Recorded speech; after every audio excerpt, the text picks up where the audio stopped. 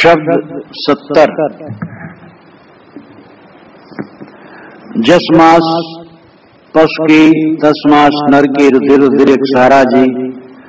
पशु की मास भखें सब कोई नरे न भखें सियारा जी। ब्रह्म कुलाल मेदनी भैया उपज बिनस कित गैया जी। मांस मछरिया तैपे खैया जो खेतन में बोइया जी। माटी के कर देवी देवा काट काट जीव दैया जी। जो तुहरा है सांचा देवा खेत चरत क्यों न लैया जी। काई कबीर सुनो संतो राम नाम नित लैया जी। जो कुछ कियो जिब्बा के स्वार्थ बदल पराया दैया जी। इस शब्द में सदूर ने मांसाहार का निषेध किया। उन्होंने कहा है आदमी पशु का मांस खाता है और मनुष्य की मांस से घृणा करता है, लेकिन जस मास पशु की तस मास नर की रुधिर रुधिर सारा। जैसे पशु का मांस होता है वैसे मनुष्य का मांस होता है। रुधिर और रुधिर भी एक सार होता है। एक सार का मतलब एक समान। मनुष्य का खून पशु का खून दोनों खून तो गंदा है और दोनों के मांस गंदा है। मनुष्य का मांस आदमी नहीं खाता और पशु का मांस खा लेता है। ये कितना नर पिशाच है। पशु की मांस भखे सब कोई नरे न भखे सियारा जी। पशु की मांस सब खाते हैं और नर का मांस सियार भी नहीं खाते हैं। कहा जाता है कि सियार मनुष्य का मांस नहीं खाते। कुछ लोग कहते हैं खाते तो हैं लेकिन चाव से नहीं खाते। खास बात तो यह है कि मनुष्य का मांस खाने सियार को कहाँ मिले। मनुष्य को या तो जला दिया जाता है या तो गाड़ दिया जाता है इतने गहरे में कि सियार उनको खोद करके खा ही नहीं सकते हैं। मनुष्य का मांस बनता है अन्न फल दूध मेवे घृत इन सब से। और मांसाहारियों के लिए तो मनुष्य का मांस और अच्छा होना चाहिए, लेकिन मनुष्य के मांस से घृणा होती है। कहा जाता है कई देशों में ऐसी लोग गलतियां करते हैं, प्रलोभन से मनुष्य का मांस भी होटलों में पका देते हैं। कहीं ऐसा मिला तो पका देते हैं। एक तो कहते थे कि अमेरिका इत्यादि में छोटे बच्चे अगर मर गए तो खा लेते हैं, और कहने वाले कहां तक सच थे और कौन खा लेता है, कैसे लोग खा लेते हैं, ये प्राय विश्वसनीय नहीं है। लेकिन कभी कभी अखबारों में ये बात आती है। लेकिन प्राय मनुष्य का मांस मनुष्य नहीं खाते, उससे घृणा होती है। साहब कहते हैं मनुष्य का मांस जैसे घृणित है वैसे पशु का मांस भी घृणित है। अपना एक दांत उखड़ जाए तो मुख में रखे रहना मुश्किल है। तुरंत आदमी उगलेगा और कुल्ला करेगा। ओंठ थोड़ा सा छिल जाए, कुछ मुख के अंदर थोड़ा अपने ही दांत से कट जाए, अब अलग हो जाए, आदमी तुरंत थूकेगा और कुल्ला करेगा। और दूसरे मांस को चबा चबा के खा जाता है। ये कैसा नर पिशाच है। साहब कहते हैं कि जैसे मनुष्य का मांस गंदा है और रक्त गंदा है, वैसे पशु का मांस भी गंदा है और रक्त भी गंदा है। इसलिए दोनों का मांस नहीं खाना चाहिए। पुराने पंडित लोग कहते थे कि ब्रह्मा जी ने पशुओं को बनाया ही है यज्ञ में मार करके खाने के लिए। और भी जो गैर हिंदू समाज के कई ऐसे हैं वे कहते हैं आज भी कि ये मनुष्य के अलावा जो जानवर बने हैं वो मनुष्य के खाने के लिए बने हैं। मुसलमान तो ऐसा बिल्कुल नहीं कहते, क्योंकि वो बंदर नहीं खाते हैं, कुत्ता नहीं खाते हैं, सूअर नहीं खाते हैं, इसलिए थोड़ा सावधानी से कहते हैं। ईसाई लोग खुले रूप में कहते हैं कि मनुष्य के अलावा जितने भी जानवर हैं प्रभु ने मनुष्य को खाने के लिए बनाया है। जब उनसे पूछा जाए खटमल आप खाते हैं, तब मुंह बिदकाते हैं, और केचुआ खाते हैं, या कई चीज का नाम लो तो मुंह बिदकाते हैं वो। लेकिन हाँ वो ज्यादा कुछ भी नहीं, गाय भी खा गए, सूअर भी खा गए, सब खा जाते हैं। तो कहते हैं सब मनुष्य के लिए बना है। मनुष्य के लिए बना, इसका क्या प्रमाण है? अरे तुम सबल हो, निर्बल को काट के खा गए, और तो लगा लिए प्रभु ने हमारे लिए बनाया है। ये प्रभु की सब संतान है, तो संतान को मार करके माँ बाप को कभी प्रसन्न नहीं किया जा सकता है। तो ये कैसे उचित है? जैसे गए हिंदू आजकल कहते हैं, बहुत पहले हिंदू समाज के पंडित भी ऐसा खुले रूप में कहते थे। जब इनका हिंदू नाम नहीं था तब तो और मांसाहार यज्ञ में पशु को मार करके, मनुस्मृति में लिखा है यज्ञार्थम पशवः सृष्टः स्वयमेव स्वयं भुवा यज्ञस्या भूतैः सर्वस्य तस्माद् यज्ञे वधो अवधः। मनुस्मृति के 5वें अध्याय का 39वां श्लोक है। ब्रह्मा जी ने पशुओं की सृष्टि यज्ञ के लिए ही किया, और यज्ञ सभी प्राणियों के लिए कल्याणकारी है। इसलिए यज्ञ में मारे हुए पशुओं को खाना चाहिए। और ये वध अवध, वैदिकी हिंसा हिंसा न भवति। अगर वैदिक कर्मकांड में हिंसा हुई है तो हिंसा नहीं। इस प्रकार उल्टा पलटा समझाते थे। दुनिया के जितने ईश्वरवादी मत हैं पुराने, ईश्वर और देवता को खुश करने के लिए सब हिंसा करते थे। ये बात ध्यान देने योग्य है। दुनिया के ईश्वरवादी पुराने मत ईश्वर और देव को खुश करने के लिए पशुवध करते थे, उनमें आज भी करते हैं। और जो अईश्वरवादी थे, ईश्वर नहीं मानते थे, वो ऐसा नहीं करते थे। जैसे श्रमण परंपरा, ईश्वरवादी नहीं, श्रमण में बौद्ध और जैन दोनों आते हैं, और भी बहुत ऋषि थे श्रमण में पहले। लेकिन जब बुद्ध नहीं थे, बुद्ध के पहले बहुत थे, महावीर के पहले बहुत थे, वो ईश्वर इत्यादि नहीं मानते थे, लेकिन हिंसा नहीं करते थे। बुद्ध और महावीर एक ही काल में हुए। महावीर थोड़े जेठे थे और बुद्ध कुछ लहुरे थे। एक ही काल में उत्तरी भारत में हुए, और दोनों क्षत्रिय राजकुमार थे, दोनों वैराग्यवान तपस्वी हुए, दोनों श्रमण का मतलब सन्यासी। लेकिन वह श्रमण जो वेद को स्वतः प्रमाण नहीं मानता, ईश्वर भी नहीं मानता है। और इन दोनों ने अहिंसा का पथ चलाया, हिंसा नहीं करना चाहिए।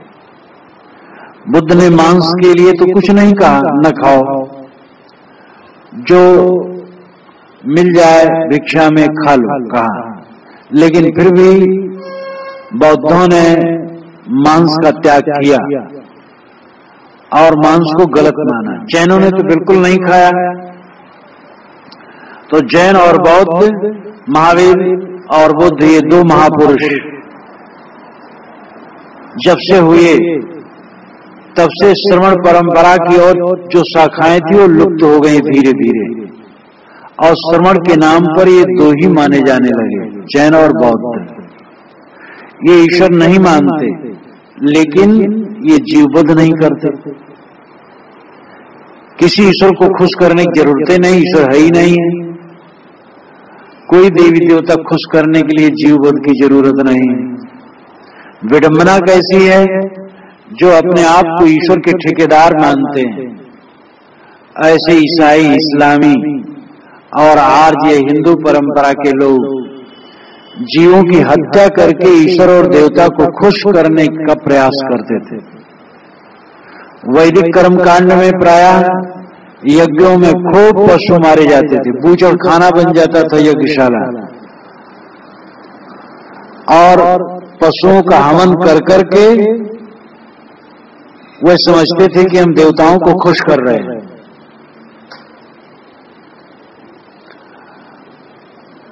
और इस्लामी तो आज भी पशुओं को काट करके ईश्वर को खुश करते हैं। ईसाइयों में भी होम बल की बात है, वैसे उनका तो ये नहीं देखा जाता है कि ईश्वर को खुश करने के लिए कहीं काट रहे हैं, वैसे खाते काटते हैं अलग बात है। लेकिन बाइबल में होम बल की चर्चा है, मार करके पशुओं को हवन करना। ये आर्यों के परिवार के ही सब लोग हैं, और पुराने जमाने में जितने ईश्वरवादी मत थे वे सब प्रायः देवता और ईश्वर को खुश करने के लिए जीववध करते थे और अनीश्वरवादी श्रवण नहीं करते थे। ये बात ध्यान में रखने के योग्य है। कौन ईश्वरवादी है फिर? तो मनु ने कहा कि ब्रह्मा ने पशुओं की सृष्टि ही यज्ञों के लिए की है, और यज्ञ सबके कल्याणकारी, सबके लिए कल्याणकारी है। इसलिए यज्ञ में मारे गए पशु का मानो हनन नहीं किया गया, यही समझना चाहिए। वेद में भी लिखा गया है, ऋग्वेद में, कि हे अश्व, तुम्हें मारा नहीं जा रहा, तुम्हें स्वर्ग भेजा जा रहा। और इस प्रकार अपने मन को धोखा दे करके काट डालते थे। साहब कहते, ब्रह्म कुलाल मेदनी भैया उपज विनस्कृत गैया जी। ब्रह्म का अर्थ यहां ब्रह्मा, कुलाल का मतलब कुम्हार। कुम्हार घड़े बनाता है, ब्रह्मा सृष्टि बनाता है, और वो बहुत से पशुओं को इसीलिए बनाता है कि ब्राह्मण लोग उनका वध करके यज्ञ में हवन करें। साहब कहते हैं, ब्रह्म कुलाल मेदनी भैया, भैया नाम भया हुआ, मेदनी जमीन पृथ्वी। ब्रह्मा जैसे बहुत से सृष्टि रचयिता इस संसार में हो गए। कुम्हार, जैसे कुम्हार घड़ा बनाता वैसे वो सृष्टि बनाने वाले। लेकिन उपज विनस्कृत गई है जी, वे भी उपज करके विनस करके कहाँ गए कोई जानता है? ब्रह्मा को खोजो, पूरी दुनिया में कहाँ मिलेंगे। ब्रह्मा को तुम सृष्टि रचयिता मानते हो, उन्होंने पशुओं को बनाया यज्ञ में मारने के लिए, ब्रह्मा ही नहीं रहे। तो साहब तो ऐसे डरने वाले नहीं थे, चाहे जिसकी बात हो गलत है तो गलत कहते थे, और ये उनकी सबसे बड़ी बहादुरी थी। और इसका जोड़ा पूरी दुनिया में सर्वथा कोई नहीं। अपने अपने अंश में सब ने कहा, गलत बातों का खंडन सब ने कुछ न कुछ कहा। गोस्वामी जी ने भी कहा भूत प्रेत के लिए, फिर भूत प्रेत माना भी। यही गड़बड़ी है कि लोग वैसा भी कह देते वैसा भी कह देते, कुछ ठिकाना नहीं रहता।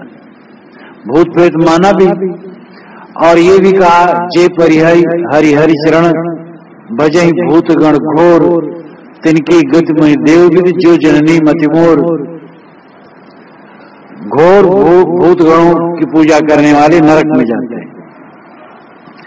तो थोड़ा मोड़ा तो सब कहे, लेकिन कबीर साहब जितना साफ और सभी बातों में निर्भय होकर के कहना, पूरी दुनिया में कोई जोड़ा नहीं, और इतना साफ कहना। महात्मा बुद्ध ने कहा, महात्मा महावीर ने कहा, लेकिन इतना साफ नहीं कहा, इतना खुल के नहीं कहा। कबीर साहब कहते हैं, तुम ब्रह्मा को सृष्टि रचयिता मानते हो, पशु ही बनाए मारने के लिए। अरे ब्रह्मा ही खुद नहीं रहा, वो मर गया। और तुम अगर किसी को, तुम्हें भी मरना है और अपने कर्मों का फल भोगना, छुट्टी नहीं पा सकते हो। मांस मछरिया तैपे खैया जो खेतन में बोइया जी, तूने मांस और मछली को खा लिया, मालूम होता है खेत में तूने उगाया है उन्हें, खेत में फसल बोई जाती है, काट करके खाया जाता है उसका फल अन्न। क्या वैसे तुम जानवरों को बोए हो? क्या वो निर्जीव हैं? वृक्ष सजीव है ऐसा लोग मानते हैं, वृक्ष सजीव नहीं, निर्जीव है। अन्न फल इत्यादि ये निर्जीव है, अंकुरज। ये ठीक है कि ये कुर्सी टेबल की तरह नहीं है, कुर्सी टेबल से और कुर्सी टेबल पैदा नहीं हो सकती, ऐसे ये वृक्ष नहीं है, इनसे और पैदा होते हैं, बीज से वृक्ष होता है। लेकिन फिर भी ये जीव नहीं, जीव विज्ञान वनस्पति विज्ञान अलग अलग है। अगर दोनों एक है तो दोनों एक क्यों नहीं कहा गया? और उनमें निश्चित है कि सृष्टि होती, बीज से वृक्ष होते हैं, बीजी असर है, बाल उगते हैं, तो बाल कोई जानदार थोड़े, इसीलिए बाल काटने से कोई दर्द नहीं होता। इसी प्रकार वृक्ष वनस्पति निर्जीव है। जगदीश चंद्र बोस ने भी जब सत्यवत सिद्धांतालंकार ने पूछा कि आपने वृक्षों में जीव सिद्ध करके तो ऐसा कर दिया है कि शाकाहार कुछ रह ही नहीं गया है, उन्होंने हंस करके कहा नहीं, ऐसी बात नहीं, वृक्ष वनस्पतियों में लाइफ है लेकिन सोल नहीं, यानी जीवन है लेकिन आत्मा नहीं।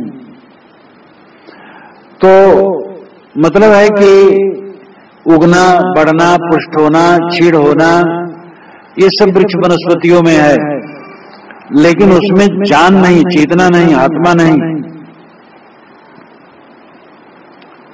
जो लोग आत्मा ही मानते हैं उनके लिए तो ये भी कहना है कि एक फल रखा हो, एक मांस का टुकड़ा रखा हो, दोनों बड़ा अंतर है। मांसाहारी आदमी के टेबल पर ही मांस का टुकड़ा रख दे, फल रख दे, वो डांटेगी इसको क्यों यहाँ ले आए? मांस रख दे, नहीं डांटेगा, मांस का टुकड़ा रख दे तो डांटेगा। तो गंदा लगता है सबको, तो धो धा करके शौक बघार करके कहीं लोग पेट में ले जाते हैं। तो मांस किसी भी सब्जी मंडी में जाइए, फल की मंडी में जाइए, मन प्रसन्न हो जाएगा। विविध प्रकार की सब्जियां और फल देख करके मन खुश हो जाता है। मैं तो कभी भी सब्जी और फल मंडी में गया तो मन खुश हो गया देख करके। मांस की मंडी में मांसाहारी मांस खरीदने जाते हैं तो कितने नाक में कपड़ा लगाए रहते हैं, चील की दौड़ते रहते, मक्खियां भिनभिनाती रहती, कितना दृश्य खराब रहता है। तो दोनों एक कैसे? साहब कहते हैं जैसे खेतों में फसल बो दी जाती है, काट के लोग खा लेते हैं, वैसे तुम मांस को समझ लियो। ये जानदार प्राणी को मारना महापाप है। माटी की कर देवी देवा काट काट जीव दैया जी, जो तुम्हारा सांचा देवा खेत चरत क्यों न लिया जी। माटी की देवी देवता बना लिए और उनको खुश करने के लिए जीव को काट काट करके चढ़ाने लगे। ये दिमाग को लकवा मार जाना है। जिसको खुश करना चाहते हो बेजान है और जिनका वध करते हो जानदार है। जानदार का वध करना और बेजान को खुश करने की चेष्टा करना कितना बड़ा अज्ञान है। और अगर तुम्हारा देवता सच्चा है और मांस खाने के लिए वो लालायित है तो खेत में चरते हुए पशुओं को क्यों नहीं खा जाता? एक बार मैं बीजेक पढ़ा रहा था गुजरात, तो पूछता था, यहां तो केवल प्रवचन रूप में कह रहा हूं, तो इस पंक्ति को एक ब्रह्मचारी ने कहा, अगर तुम्हारा सच्चा देवता है तो क्यों नहीं खेत चल लेता, खेत जोत क्यों नहीं ले आई, क्यों नहीं खेत चल लेता है। तो बड़ी हंसी हुई। तो बताया गया भाई खेत नहीं चलने की बात है, बात है मांस क्यों नहीं, पशु को क्यों नहीं खा जाता है। मिट्टी के देवी देवता बना लिए निर्जीव, और सजीव प्राणी को काट काट के चढ़ाने लगे। साहब कहते तुम्हारा देवता अगर मांस के लिए लालायित है तो खेत में चरते हुए पशुओं को, खेत नाम मैदान, मैदान में चरते हुए पशुओं को पकड़ के खा जाए। अब आज तक ऐसा देवता नहीं मिला। स्काई लाइट जब गिरने की बात थी तो उड़ीसा में जंगली क्षेत्र में लोग बकरे काट काट के खा रहे थे, रोज खाते थे कि अब खा लो और सब खत्म हो जाने वाला, स्काई लाइट गिरेगा, सब चौपट हो जाएगा। तो एक जरासन की दिमाग का था, एक बकरा लेके आया, जंगल में मंदिर था, पुजारी बंद करके चला गया था, वो बांध दिया और माँ इसको खाओ, माँ इसको खाओ, मुझे आशीर्वाद दो, माँ इसको खाओ, आधी रात तक मनाता रहा। अब माँ क्या खाए, बस सब्बर ले गया था लोग का बड़ा सा, कहा तुम नहीं खाती हो, बात नहीं मानती, बस मारा। तो मूर्ति को टुकड़े टुकड़े कर दिया और जैसा भी बना मैं टूटा, वहीं टट्टी पेशाब कर दिया, वहां बंधनवार जो कुछ लगा तो तोड़ दिया और सो गया। सुबह हुआ, पुजारी आया तो देखा, भयभीत हो गया, बाजार में गया, गांव में बताया, लोग दौड़े दौड़े आए, पकड़े, ले गए कलेक्टर के पास। कलेक्टर ने कहा तुमने ऐसा क्यों किया, कि हमने हमारी माता को मारा, माता को मैंने कहा कि बकरा खा जाओ और मुझे आशीर्वाद दो, आधी रात तक मनाया, वो नहीं माना, नहीं मानी माता, मेरी बात नहीं मानी, इसलिए हमने हमारी माता को मार दिया। कलेक्टर समझ पाया कि ये नशा में है ने, एक पागलपन है। समझाया गांव वालों को, कहा भाई दूसरी मूर्ति बना के बैठाओ, क्या करोगे अब इसको। फिर दूसरी मूर्ति बना के बैठाए। ये देवी देवता अगर खाते पशुओं को तब तो लोग पशु खोलते ना ऐसे, वो भी बचाने की चेष्टा करते, कहीं कोई देवी ने आ जाए इसको खा जाए। लेकिन ये तो आदमी की जीभ लपलपा रही है ईश्वर को खुश करने के लिए और देवता को खुश करने के लिए। मुसलमान ईश्वर को खुश करने के लिए जीव मारते हैं, आज तक नहीं सोच पाती ये बात गलत है, और हिंदू देवता को खुश करने के लिए। हिंदू तो इस विषय में बहुत समझ गए हैं। काई कबीर सुनो हो संतो राम नाम नित लिया जी, जो कुछ कियो जिब्बा की स्वार्थ बदला पराया दैया जी। साहब कहते हैं संतो सुनो, ये संसारी लोग राम नाम तो रोज लेते हैं। राम नाम का मतलब है कोई शुभ नाम, रहीम का ही सही, रहीम का नाम कोई काम शुरू करते हैं तो ईश्वर का नाम हिंदू मुसलमान ईसाई सब लेते हैं। बिस्मिल्लाहिर्रहमानिर्रहीम, कोई काम के शुरू में ही बिस्मिल्लाह कहा जाता है। बिस्मिल्लाह का अर्थ ही होता है अल्लाह के नाम से, बी इस्म अल्लाह, बी इस्म अल्लाह, ये तीन पद मिलकर के बिस्मिल्लाह बना है। बा इस्म अल्लाह, बा इस्म अल्लाह, बा सहित इस्म नाम अल्लाह ईश्वर, ईश्वर के नाम के सहित। और ईश्वर कैसे है, रहमान रहीम, महान रहीम, अत्यंत करुणाशील है। जो अत्यंत करुणाशील है उसका नाम लेकर के तब बेरहमी का काम किया जाता है। और किसको खुश करने के लिए, उसी राम वाले ईश्वर को। तो न हिंदू समझते हैं न मुसलमान समझते हैं। समझना चाहिए दोनों को। साहब कहती है राम रहीम तो रात दिन कहते हैं, लेकिन जीव दया नहीं करते। जो कुछ कियो जिब्बा के स्वार्थ बदला पराया दैया जी। लेकिन साहब कहते हैं जो तुम जीव के स्वार्थ में पढ़ करके जीववध करते हो, पराये का ये बदला देना पड़ेगा। बदला पराया दिया जी। ये विश्वास है कि आदमी दूसरे को मारेगा तो वो उसको मारेगा, ये बदला लेना है। अब वो उसको मारे चाहे न मारे, खास बात है हम गलत काम करेंगे, हमारे मन में संस्कार बनेंगे, उन संस्कारों का फल आना है। कटहल के बीज में कटहल वृक्ष बनाने की शक्ति होती है, और कटहल का बीज मिट्टी में पड़ा और कटहल का वृक्ष बन जाता है, और उसमें से कटहल के फल निकलते हैं। बरगद के दाने में बरगद के वृक्ष बनाने की शक्ति है, और बरगद के वृक्ष में उसके बीज बनाने की शक्ति है। हमारे कर्म संस्कार बीज के अनुसार है, ये हमारे मन में अंकित होते हैं और फल देने में उनकी शक्ति होती है, और जो हम करते हैं उसका फल भोगना पड़ता है। इसलिए कर्म करके उससे छुटकारा हो जाए यह संभव नहीं।